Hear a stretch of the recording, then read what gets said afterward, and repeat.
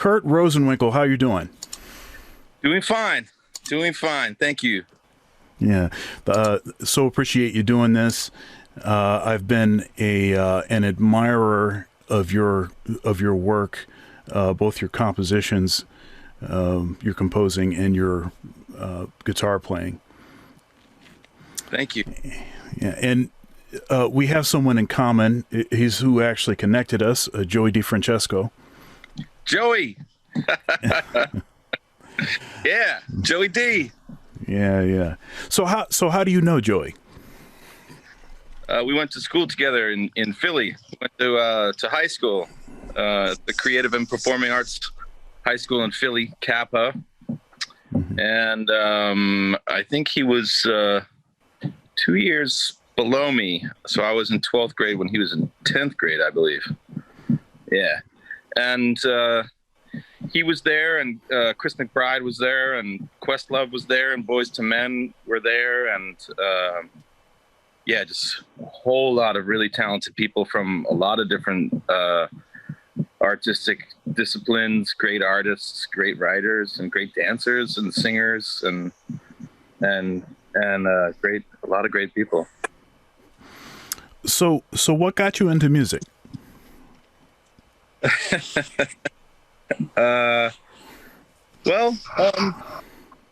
Music was always a part of everything going around in my house. My dad plays piano. My mom plays piano.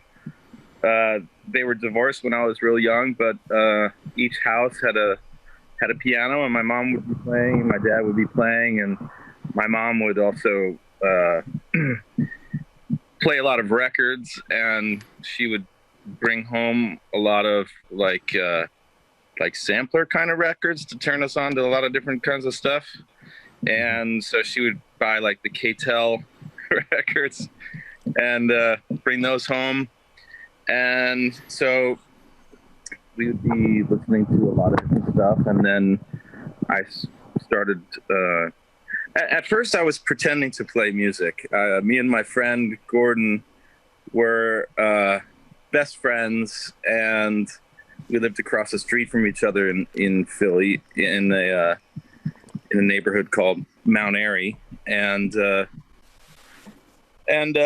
we used to pretend to like be different things, you know. Like one day we pretend we're boxers and we build like a boxing ring, and the next day we'd pretend to climb Mount Everest, and we'd go up and we'd just like climb up a little alleyway and have like a lunch on top of Mount Everest. And then the next day we would like pretend we're bartenders and go get like the Tahitian treat and like pineapple soda and come back and mix them all together until you get just this brown slushy, you know, liquid. And the next day we pretended to be like scientists, you know, and we poured rubbing alcohol on his dresser and lit it on fire as a wow science experiment. But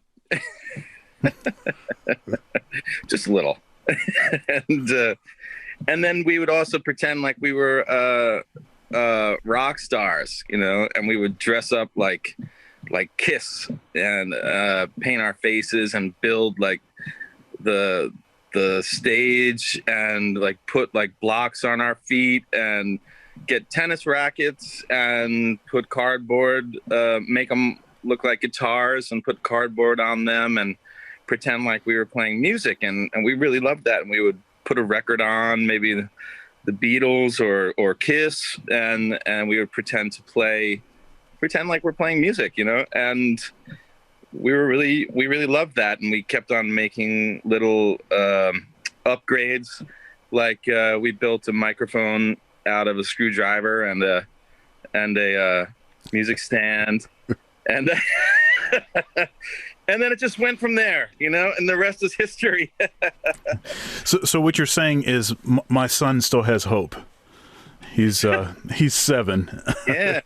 No. We, of course, you know, but that was we were pretending to play music, and then I started to play the piano. I just went to the piano, and and I didn't know anything, so I just started making up songs, and then Gordon started playing the drums, and then we started bands, and that was when we were 9, and we had a band ever since, and we were really into it and really serious about it. We would practice 2 hours a day, and at his house, and just be thinking about it all the time, and I would just be writing a lot of songs. And then when I was 12, I switched to guitar, and we had another band, and kept on having bands. And then I got into just, more and more music, and it's just led the way ever since. So what was it about the guitar? So you were playing piano. So what was calling you? What was calling you about the guitar? Like heavy rock was calling me, I was really into Ozzy Osbourne and AC/DC. And so, but also, actually, what first got me into guitar was the Beatles, because there was a really great guitar teacher in our neighborhood named Bob Zatzman, who was a really important figure for a lot of the kids in the neighborhood. And he really was responsible for fostering the growth of music and the interest in music in a lot of kids in the neighborhood. And so a friend of mine started taking lessons with him, and I went over to my friend's house, and he was listening to Sgt. Pepper's, and he had a guitar there, and I picked it up and I started playing along, and my friend got really mad because I was able to do it, and he wasn't, and he had been taking lessons, and I had never taken a lesson. So but then that was the first time I played guitar, and then I was like, wow, this is really cool. And so it was actually the Beatles that got me into it. That was acoustic guitar, but then electric guitar was into rock music. Now, so how did you transition from that to jazz, and what first turned you on about jazz? I got my interest in music kept developing, and I went just deeper and deeper into music itself, and my aesthetics went from hard rock to and all the time a lot of other stuff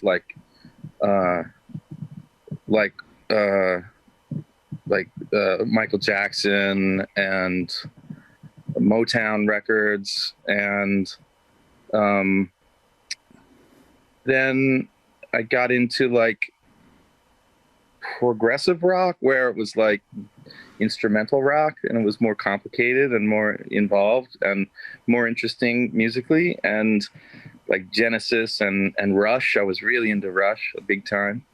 And just musically more adventurous and more just deeper and wider musically. And then from there, I remember hearing Spyro Gyra on the radio one day when I walked into the door from school, and I was like, oh, what is that sound? And that was the first time that I heard people actually improvising the solos, where everybody is kind of improvising, whereas in progressive rock, everything is set up so specifically, and even the solo maybe is the same, every time.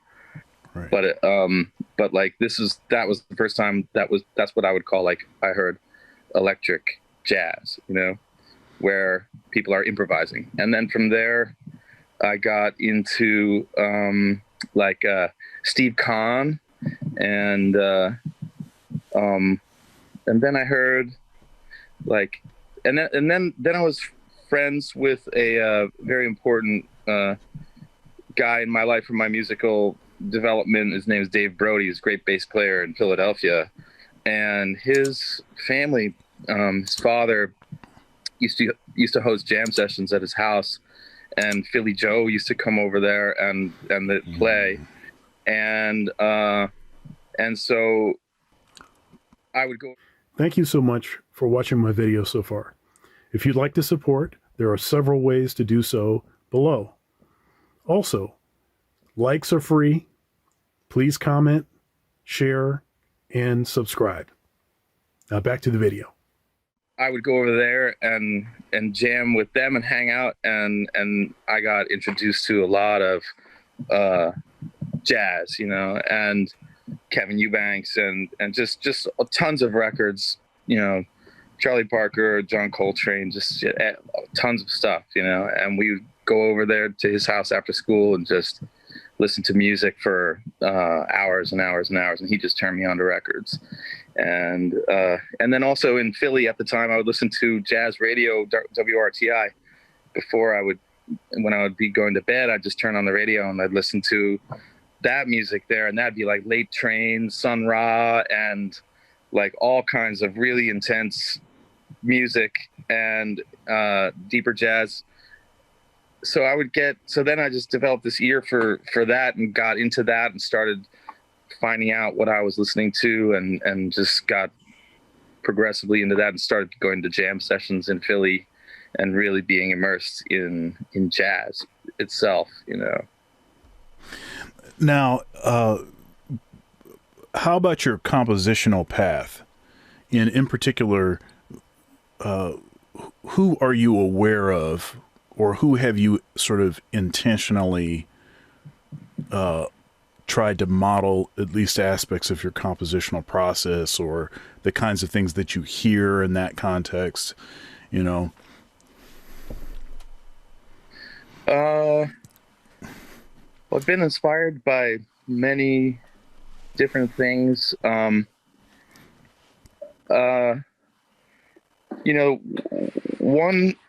One album that had a big effect on me was Kevin Eubanks' Opening Night. And that album is a brilliant album for the playing and the writing and the composition of the album itself. I love the idea that an album is an adventure where and as a vinyl it's an adventure in two parts.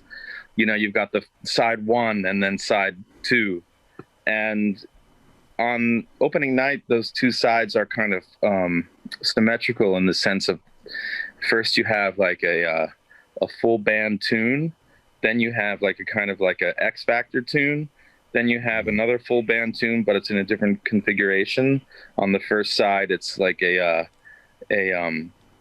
kind of a ballad, and on the second side, it's with a flute player, Kent Jordan, the great Kent Jordan, and then the last song on both sides is like a double guitar song with percussion, Big Black on percussion. And I loved the symmetry of that and the album as a whole, and also every composition is just absolutely killing. And so I was really fell in love with that writing, and so I think there's a lot of that in my writing, and a lot of Duke Ellington and I love Keith Jarrett's writing too for his quartets in the 70s, both the American and the European quartet. His writing is wonderful on those albums. Yeah.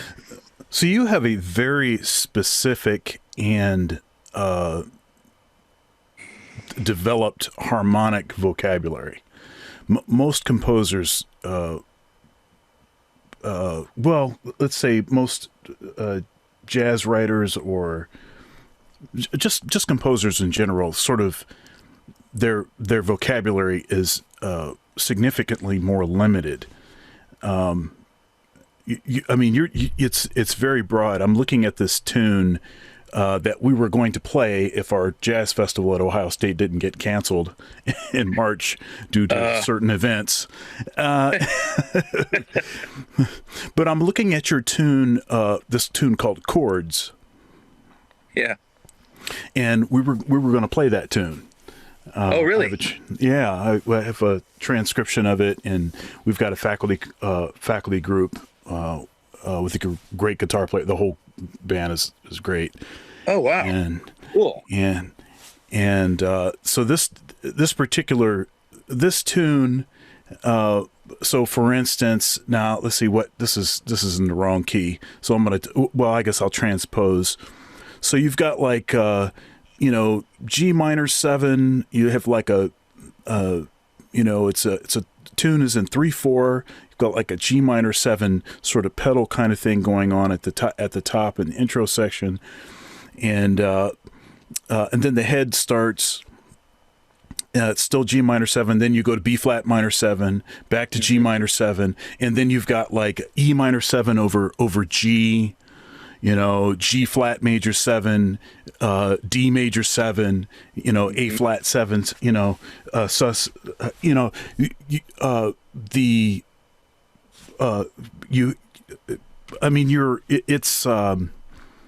it works. I mean, and especially when you hear it, it works. But some of the connections that you're making aren't necessarily the usual connections. Yeah. How do you have so in your process? So like when I'm writing, for instance, when I was much more novice as a writer, I would hear the melody first, and then I would go and try to figure out the harmony to it. But most of my writing, as I've become more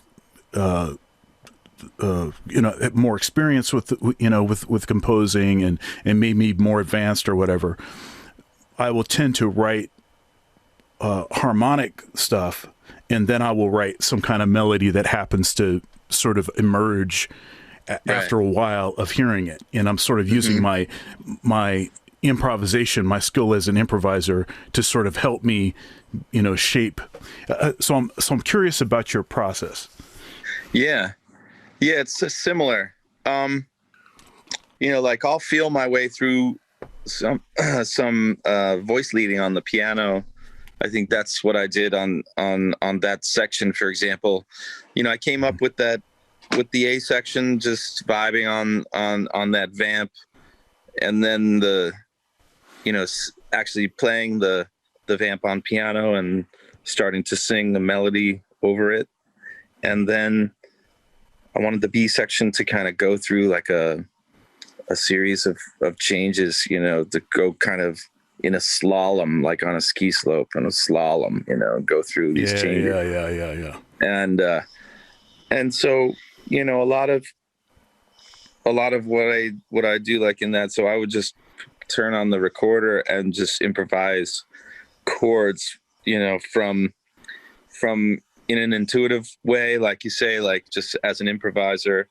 And I think a lot of the connections of the chords are less rational than they are, like less theory based than they are kind of just ear based, like, so I'll be like, the first one's in if for example, if I have a wide open chord, then I might want to just feel like it should be closed, and the next one, it should be moving in a certain aesthetic direction, so that like the decisions of what the notes I choose are based upon just basic things, like I want to feel a more closed sound here, and then feel it opening up slowly, and then want to feel a certain level of tension that goes through a certain process of evolvement, that when I'm improvising, I'll feel, the certain state of tension of one chord and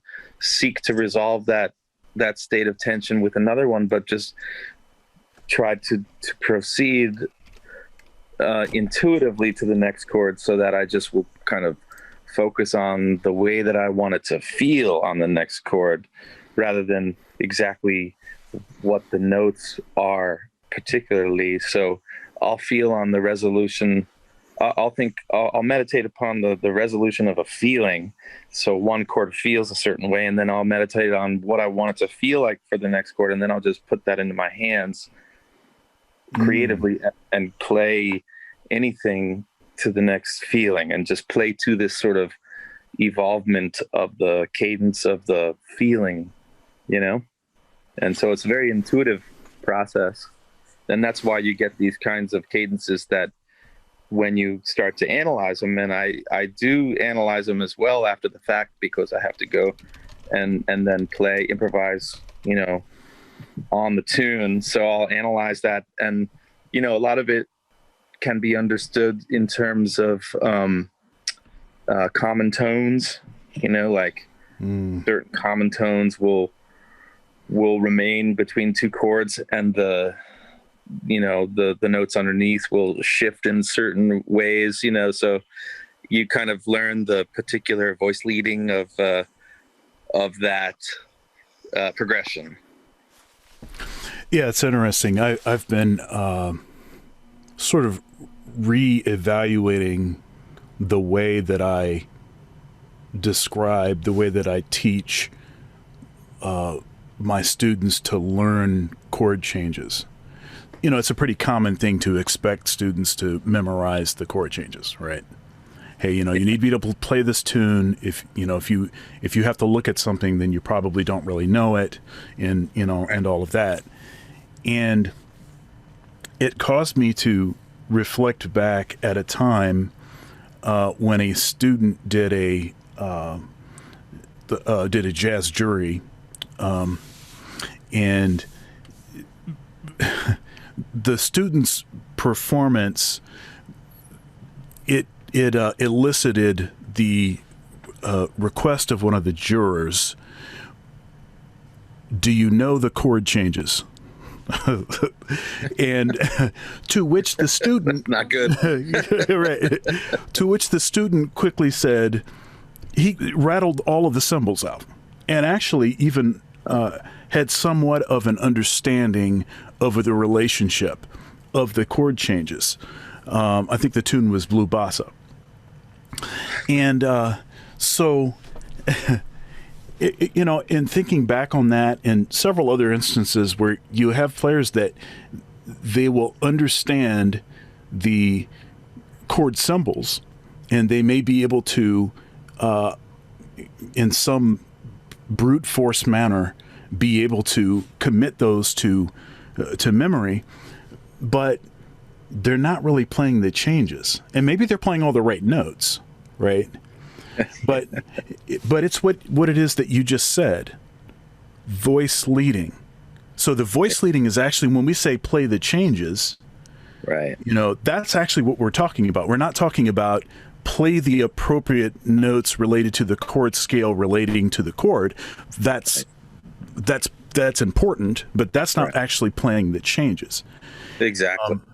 And then the voice leading, the most pleasing aspects of voice leading are going to be those that fall under the common practice music, right?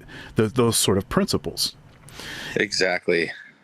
And then that gives a different sort of perspective to, like, maybe a first year, college student theory, student taking traditional theory. They're really a jazz player, but they have to take the traditional theory, and they're making them do all this 4-part, writing. And it's like, man, how does this relate? Why can't I double the fifth, or why can't I double the, the third, or whatever, and all of that kind of stuff. Well, the reason is because it boxes you in and causes bad voice leading, right? It doesn't spell the change out the way that is going to create the most satisfying experience for the listener, right? So then it ends up being that. So when we say play the changes or learn the changes, and then I start to realize that, I've been playing for a long time, and I know a lot of tunes. How many of those tunes have I literally committed each symbol to memory?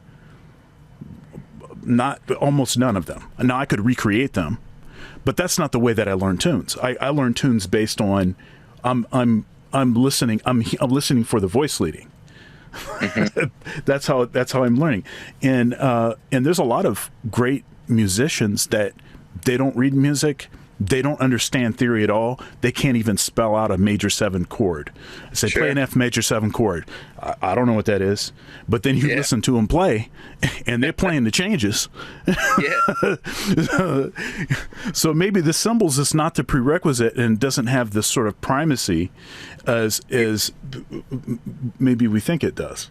So Yeah.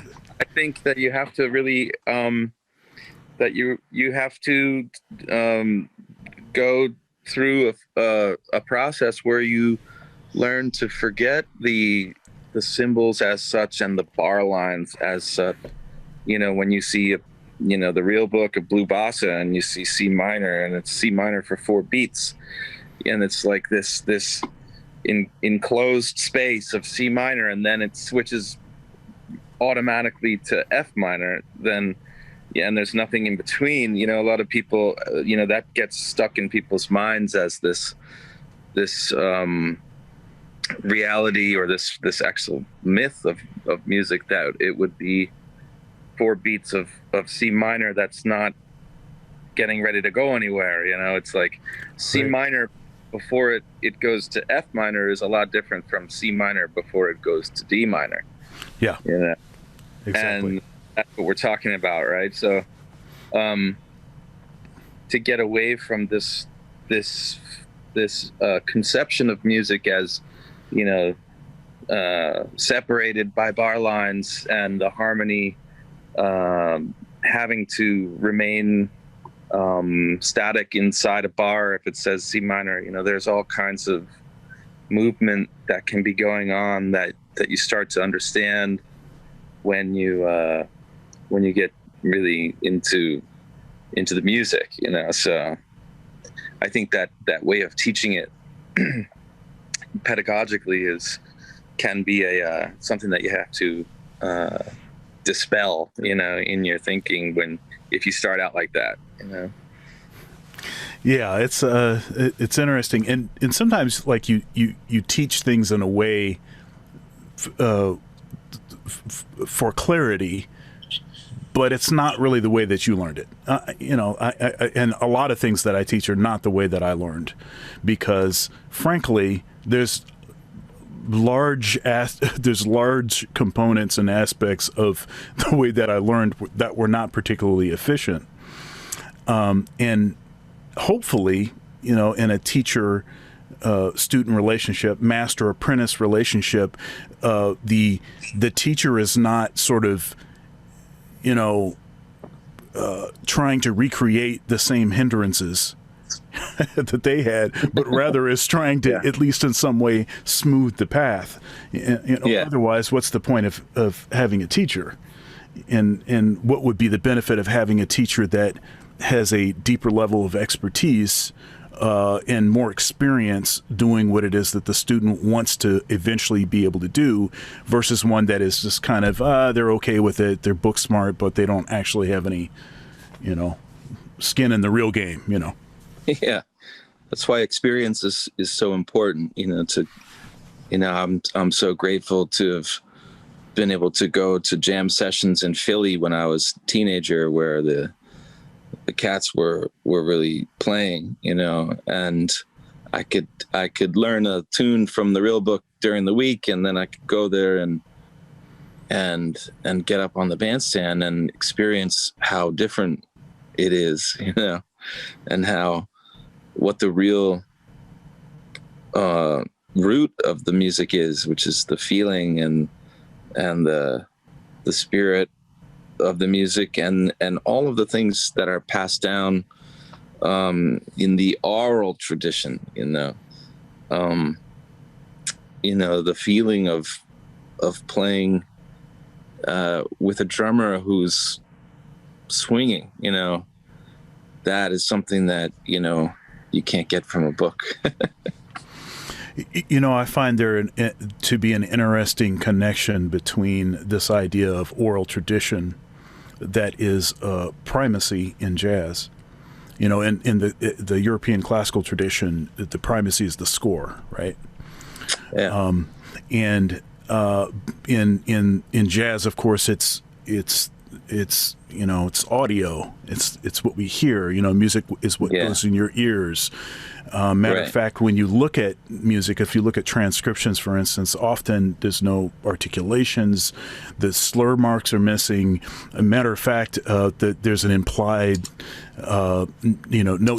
notes en egal, unevenness of notes. They're written even, but when you write eighth notes, we actually mean the first and third note of the triplet, right? And then there's an implied way that we play that, and all that stuff. You can't get that from just looking at the sheet music. You have to have listened, and the implication is that you listen. And even with the transcription, obviously what is written is only a representation of what's recorded. Yeah. And so if it's there's the other way around, right? Yeah. Right. So if something is wrong, so I keep playing this. I'm playing what's on the page. Look, when in doubt, the recording is always right. Yeah. So there is that kind of thing that's ever present. So that reality, and then the other that I find it interesting, an interesting comparison is like in the early church. So you have this idea of apostolic succession, and for instance, in the Bible, Paul says something like, whether by word of mouth or by letter, heed to my instruction. And so the idea is there's this implied body of information that was not ever written down, and the only way to access that is through this unbroken apostolic succession, right? There's that kind of thing. And so the succession, this apostolic succession in jazz, is consulting the recordings. Now we live in a time now when everybody can access like all of this music, incredible body of music.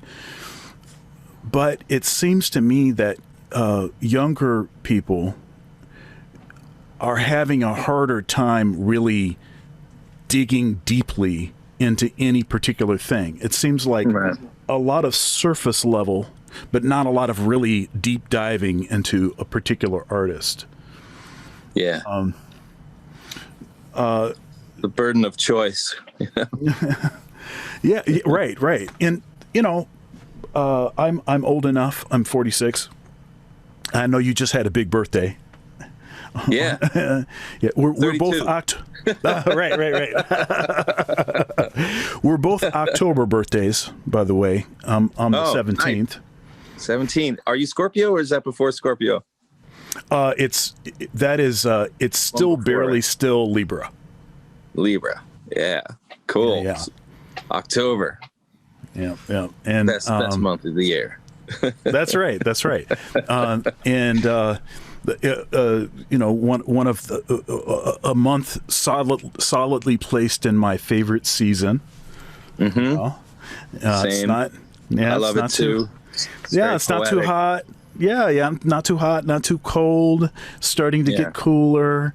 I'm very warm-blooded, so the summer's too hot for me. Same. Can't use it at all. Stay inside with an air conditioner, man. It's like, dude. Yeah, I love the fall. It's such a pensive season. It's so cozy. It's so poetic, and just stare out the window, watching the leaves fall, and it's melancholy because it's autumn, and it's the metaphorical season of change and death before renewal, and before rebirth, and it's very deep, and it's also very open. Like, October is the month of all the saints, All Saints Day. Yep. And it's very connected with spiritual realms. It's very open. It's like the twilight of the seasons. Yeah, our sense of pacing and everything. The school year starting, in the fall, beginning of the fall, in the church calendar, how it also begins sort of the same time, right? All of that stuff, there's like a rhythm. And I talk to I talk to my students frequently about having points of a reset and reevaluation. I've never been a big New Year's resolution person. However, foolishly, I made some statements about 2020 and how it was going to be. I said something like a perfect vision, 2020 vision in 2020 or something like that. Everybody did. right. And then the bottom fell out. Yeah. But so I guess I learned my lesson. Well, yeah, but those aren't necessarily mutually exclusive. 2020 vision, and then this opportunity to just see things that much more clearly. Because of this trial and tribulation. It's such a good opportunity to reevaluate the fundamentals of our lives, and I think we can come out of this year, ironically, with a clearer vision of how we want to be and how we want to work and what we want to do and how we want to do it. I think it's a great opportunity to just really reset, like you said, and reevaluate how we do things and what we want to do and what's really important and what is less so, and how we want to work our visions. So I think as long as we can get through it and stay safe and stay sound, then I think it can be quite a good thing. Because we'll squash this bug and then we'll come out on the other side, I think, much wiser, I think, about how we do things, because the world was just in a constant rush, a constant just race, and now everybody's just boom home, and so it's a big time out for everybody. Yeah. And I think that could be really useful, because a lot of the stuff we were involved in was just being caught up in the stream of things as they are dictated by the world around us, and now we have the chance to actually define how we want to go forward ourselves individually, on our own, and what do we want to take part in, and create the stream again, sort of more purely, I think. That's how I feel. And I share that sentiment. Very well put. It is it's so easy that when everything is happening on top of each other, how much stuff you can't actually experience and see and enjoy. Exactly. One thing I'm trying, that I'm working on. I'm very busy. I got 20 plates spinning and all of this stuff, and unfortunately, what that causes is when something that is significant has been accomplished, I have no time to celebrate it. I'm actually already started something else, and I think that's a mistake, and that's a problem. And I think it's easy to think that because in some way we have documented whatever that success is, that that is equal to celebrating it. That it's they're not the same things. That's right.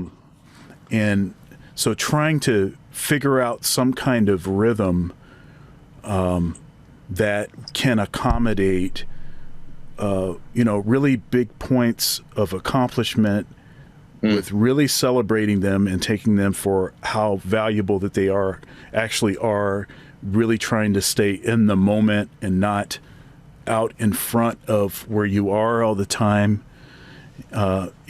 for fear of losing your way or something, or chasing a certain kind of gig or chasing a certain thing, but not like really enjoying what it is that you get to do right now. Yeah. And having these kinds of conversations, I started this interview series like March, third week of March or something. Like the bottom totally had fallen out, and I was like, now I'm an introvert, so I can get a lot of stuff done when I'm not allowed to interact with other people. Yeah. And I found that a lot of musicians are introverts. I mean, we still need people, of course, but my experience with this pandemic, or with the quarantining aspect of it, has been different than my wife's, for instance. My wife is an extrovert, and so she really craves and sort of feeds off the energy of other people. Right. So that's a kind of a different thing. But being able to at least have these kinds of conversations, reach out to people that, I admire and respect, and then reconnect with folks. Something that I've said frequently throughout this series is I can't think of a single career path that could or would facilitate so many instantaneous friendships. Yeah, exactly. Yeah, I love this. Music is just the best for that. To be connected with the best, the most wonderful people in the world. Musicians and fans alike, and it's just the best thing. It's such a blessing. The people. So grateful for the people around me. So I want you to talk about your masterclass that you just did a few days ago, actually. Yeah, we just finished volume 3. This was the third masterclass we did. The first one was in the middle of August, and that one was just kind of a general masterclass where I put some things together and just kind of loosely, and then had some Q&A, and it was a really big success. It was really intense. We did 3 2-hour sessions a day for 4 days. So I taught 4 to 6, and then 6:30 to 8:30, and then 10 to or 9 to 11, and we did that 4 days in a row, and it was really great. It was a great workout for me, and it was a good thing to do, to just be with people, and I think everybody kind of had this feeling of, we can just hang out and take a breath and just concentrate on music and have fun and be together and share a laugh and get deep in the music and be inspired and have a good time, And so we came out of that first one. So we said, okay, let's do a second one. And my fiance Sky, she kind of has been sort of pushing this. It was her idea to do it in the first place. And so she said, why don't you do one on composition? And I said, oh, composition, that's a good one, but it's a tough one for me because I never really thought rationally about, I don't have a method. I never went through a kind of school on that. It's all totally generated, and I've never put it into words almost, but then I'll do it. And I had to really go very deeply inside of myself to really ask the question, where do songs come from? Where does this music come from? How does it happen? Really, actually, what is the process that's going on? Because, a lot of times things just come out, and so how does that happen? How do you facilitate your own atmosphere in order so that something can come through you as a channeling, and or what kinds of other ways do songs happen? And so I kind of started to write a lot about the subject and how it happens with me and compositions, and ended up writing like 40-page booklet based around about 15 or 16 songs of mine that I felt had some teachable value, some stuff in them that is interesting, for a wide variety of reasons. And so we based the masterclass around these 16 songs and about this book that I made, and we created a multimedia presentation. And so the second masterclass was more structured than the first, and it was a definitive presentation about composition that I did a 2-hour presentation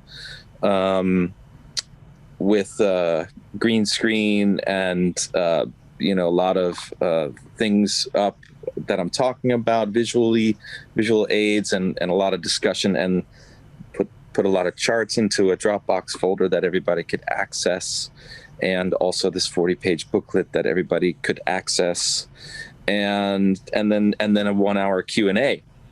And we did that in October, and that turned out really great as well. That was really a great experience, and also for me, just personally, to put all those thoughts down on paper and to really formulate how to convey those verbally was very enriching for myself. And so we decided to do another one, and we just did this one. We decided to focus on guitar and improvisation, and it was also really great, really, really beautiful time to spend with people, and have the opportunity to present my thoughts. And I had written a method book that I had never published, and so I put half of the method book into the Dropbox for the participants who signed up, and it was 120 pages. That's about half of the book. And I did another 2-hour presentation about guitar and improvisation, and then a 1-hour Q&A. It was just a really great time, and we've also had a lot of fun promoting the masterclass with creative videos and funny stuff, and so we're having a blast, and at the same time we're also like learning. Oh, sorry, can you see me? Oh yeah, I can see. Okay. Just like learning about the cameras and producing the stuff, and so we're getting our sea legs with the whole video production aspect of things, and really enjoying the creative possibilities of the green screen and all this kind of stuff. So they've been going great, and we're going to do another one about harmony actually in the new year, just right after Christmas. That's great. So can people access the old master classes? Yes, they are for sale on our shop, same place that you would sign up for the masterclass. Right now, we're just kind of editing the last masterclass, and we'll put it up for sale in the shop, and you'll have access to the same materials that every participant had. So you get the 120-page book. I made a bunch of drum loops that I recorded on the drums for some play along action, and yeah, and the MP4 of the actual presentation. So yeah, we put that up for number 2, and it'll be up for this past one too. It should be up by the end of the week. Yeah, I'm glad to hear that, because I wasn't able to participate in those because of my teaching schedule and other things, but I'm glad to hear that those are available, and I intend to check those out. Great. Yeah. And let's see here. I wanted to ask you about clean legato. Okay. Yeah. That's in the book. That's buy my book. No. Right. Yeah, but clean legato. Yeah, that's a great subject. It's a very fascinating subject. I'd love to say a few things about it. When you think about what legato means, it means that each note is getting full value, right? So that means that there's no silence between two notes. Right. And if you think, what does that mean in terms of making or playing the notes? It means that physically you're changing from one note to the next instantaneously. Right. So the technique involved with playing legato is the training of the left hand, right hand coordination, so that you can move from one note to the next, and there's absolutely no break in between those notes. And that is an interesting thing, because it has a lot to illuminate about what it means to play tempo as well. Because if you're playing legato, it doesn't matter how slow the tempo is or how fast it is. The space in between two notes at either tempo is instantaneous. So it kind of reveals that, as physically, in terms of technique, there's no difference between playing slow or playing fast. It's only that you're playing more often. I see. When you're playing fast. So it's a fascinating thing to kind of understand that, because then you can change your conception of thinking that, when you're playing fast, you're all of a sudden have to play differently from how you play slow.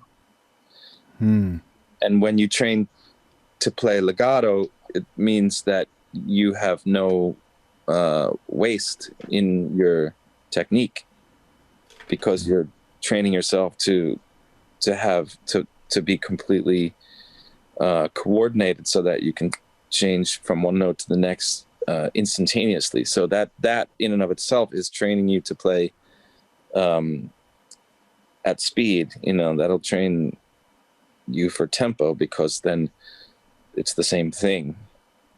So that's one thing about it that's really cool. So the significance of the clean part of the legato. So a lot of the legato players we know, like Alan Holdsworth or Brett Garcet, or there's a lot of guys. Tom Quayle, as far as a more modern player, they always play with distortion. Or a lot of overdrive, which seems to facilitate an aspect of that. Another great legato player that I actually just interviewed is Marshall Harrison, who has tremendous facility and technique, but it's always overdriven. Right. So is the clean part of this clean legato, is that in reference to the tone of the guitar and the sort of effects that you would use, or is it more in reference to the clarity of the lines that you're playing? I don't know. You said clean legato. Okay, all right. So, now you're because I mean I don't hear you play with I don't hear you play with a lot of like distortion. Usually, it's usually pretty clear. But but you're also playing a lot of legato. You're not necessarily picking every note, right? And I know at least with when I hear like Alan Holdsworth, for instance, who famously or maybe infamously on one of his educational videos said that he doesn't really like the guitar and he would have preferred to play the saxophone, but his, but his father wouldn't buy him a saxophone or whatever, so the guitar was less expensive. So here you're playing guitar now, So he was always motivated to try to just transcend it. Right, to try to sound like a saxophone player, which makes total sense. He loves Coltrane. You can hear that. I wrote I did a presentation called John Coltrane, or I think it's called Train, and I can't remember. It had to do with plectrum mechanics on guitar. And oh boy! The idea here is that Coltrane has forced guitar players to have to play the instrument differently or develop different techniques in order to access, the sheets of sound and all the stuff that he's playing. Right. Yep, that's right. Yeah. Do you mind if I play now? This is a I think this is a bootleg recording of you. It's on YouTube. You're playing 26-2. You may be aware of this one. It's got a lot of views. It's like 33,000 views. It's you playing on 26-2. Okay. Here, I'm gonna play some of this. Here we go. Let me get this going.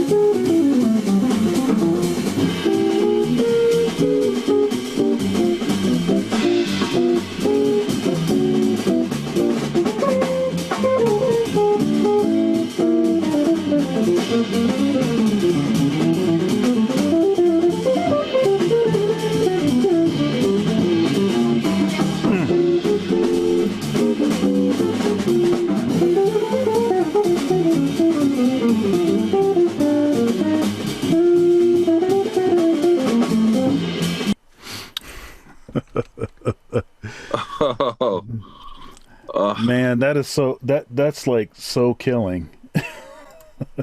Why are you torturing me? Oh, come on, man. Come on, man. It's actually a regular example that I play in one of my improv classes. So this semester I'm teaching the advanced improv class, and 26.2 is one of the subjects. And I mean, you always sound great, but this is like super killing. First of all, being able to navigate those changes, and I think this is also a really good like example of aspects of what we were talking about as far as legato, because obviously you're not picking every note. And what it is that you're playing sounds very. It sounds like a horn player, It sounds like you can hear it breathe, and you can hear the connectedness of the notes. All of that. So do you recognize where this is? Where this was? I'm not sure where that is. That's Colin Stranahan on drums and Josh Ginsberg on bass. Mm-hmm. I've never seen that recording or heard it. I'm not sure where that's from, honestly. I don't know. Yeah, I could probably pinpoint it. I could probably triangulate it with thinking about what tour we might have been on, but I'd have to kind of. So this says January 2013. I don't know if that helps or not. Yeah. Okay. But anyhow, we're talking about Coltrane, and obviously this is a giant step substitution tune. Yeah. Do you have an particular approach to playing Coltrane changes? Play the changes. Play the changes. Right.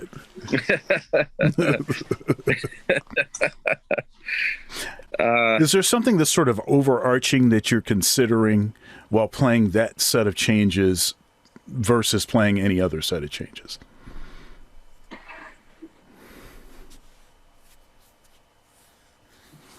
Well, I mean, I try to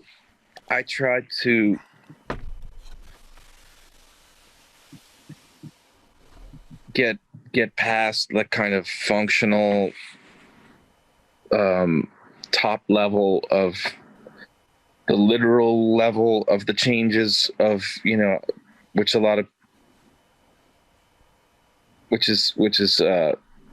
very common to kind of just outline the triads of, going around, as separate things. It's kind of like what we were talking about before in terms of voice leading and finding melodies that are just melodies within that framework that aren't necessarily like outlining those chords, but are existing within that framework, that are seeing what I can find inside of things moving around, and to be free in that structure so that I don't necessarily have to move when the changes move, or I can move, depending on just what the feeling of the melodic direction is,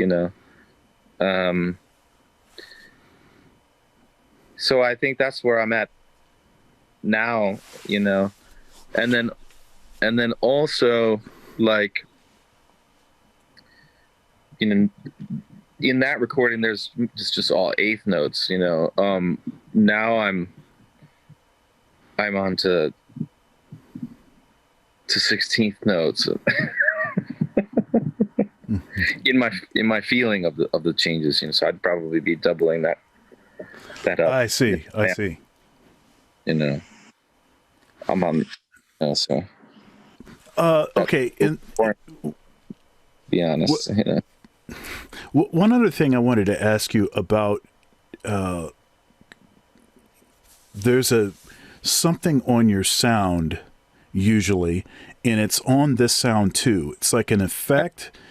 Mm-hmm. What is that? That is actually my voice. Really? Yeah. That's my voice interacting with the sound to create a kind of slightly modulated effect. So you're singing the lines that you're playing the whole time. Yeah.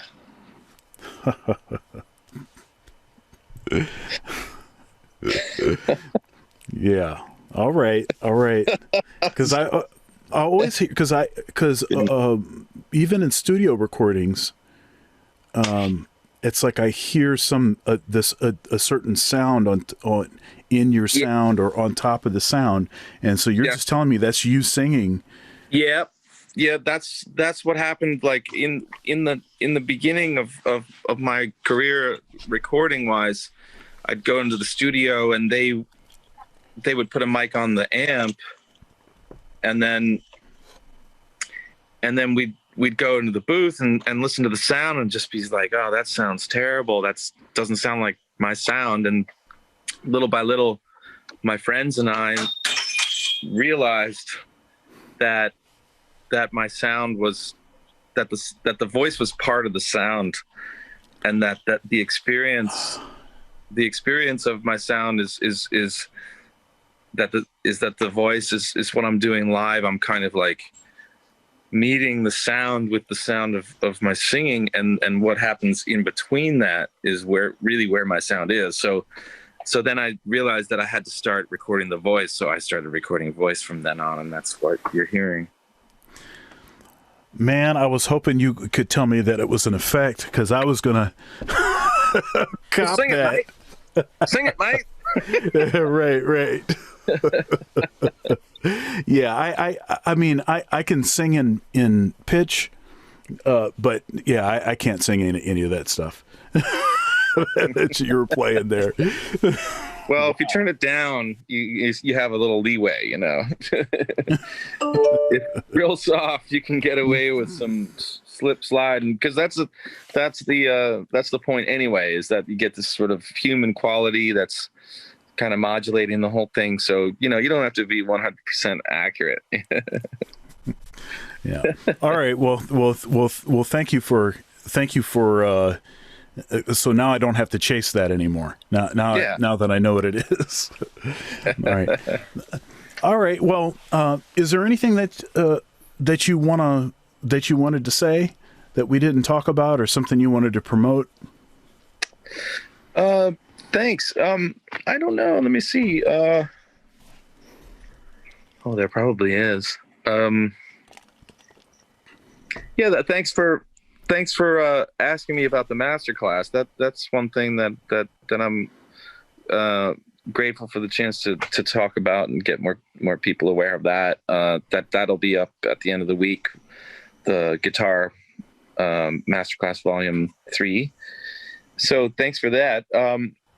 We're working hard at Hardcore Records. I'm producing an album of Daniel Santiago, who's a great Brazilian singer-songwriter, guitarist, fantastic guitarist, and singer and songwriter.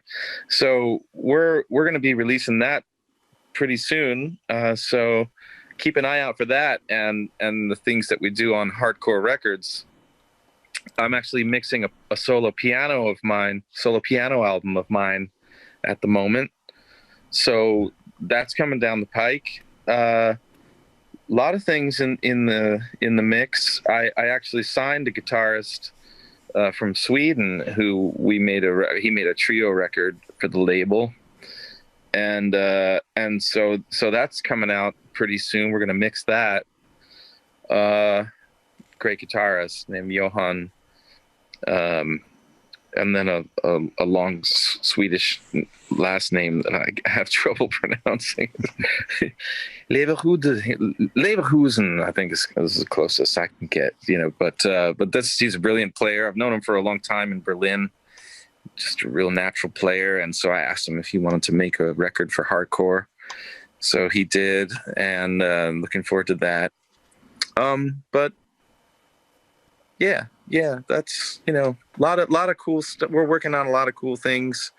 And we'll be blasting out on the social media and stuff for all this stuff. So, but I appreciate just mostly to plug the masterclass if I could plug one thing. So thank you. Now they can access your masterclass through your website. So if they go to through the Hardcore Records website, that's hardcore-records.com. Okay. And there's a shop there, and then you can see the master classes for sale there. Okay, great. And I'll link in the description to this video. I will link both your personal website and the record label website so that they can access that stuff. Okay. Yeah. Perfect. Yeah. Thank you. All right, you got it. Well, thanks so much, and God bless you, and be safe. Pray for you and your family, and look forward to hearing all of the stuff that you're working on. Hearing it. So, thank you so much, Doc. God bless you too, and your family. Be safe. All right, now have a good one. All right, thank you. Ciao. Bye.